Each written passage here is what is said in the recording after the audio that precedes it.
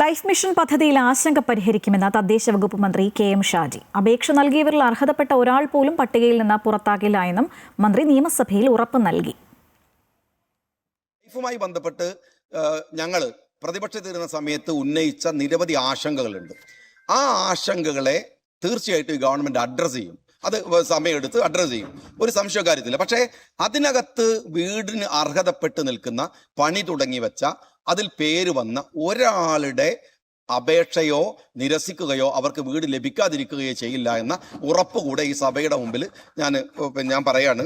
അതുകൊണ്ട് ലൈഫിനെ അട്ടിമറിക്കാന്നല്ല, കഴിഞ്ഞ സർക്കാരിൻ്റെ കാലത്ത് വന്ന എല്ലാ കാര്യങ്ങളും നല്ല കാര്യങ്ങളൊക്കെ ഉണ്ടെങ്കിൽ തുടരുക തന്നെ വേണം. കാരണം സർക്കാർ ഒരു തുടർച്ചയാണ്. പക്ഷേ ഞങ്ങൾ ഉയർത്തിയിട്ടുള്ള ചില രാഷ്ട്രീയ വിഷയങ്ങളും രാഷ്ട്രീയ ആരോപണങ്ങളൊക്കെ ഉണ്ട്. അത് കൃത്യമായിട്ട് പരിശോധിക്കുക തന്നെ ചെയ്യുമെന്ന് കൂടെ ഞാൻ പറയാണ്.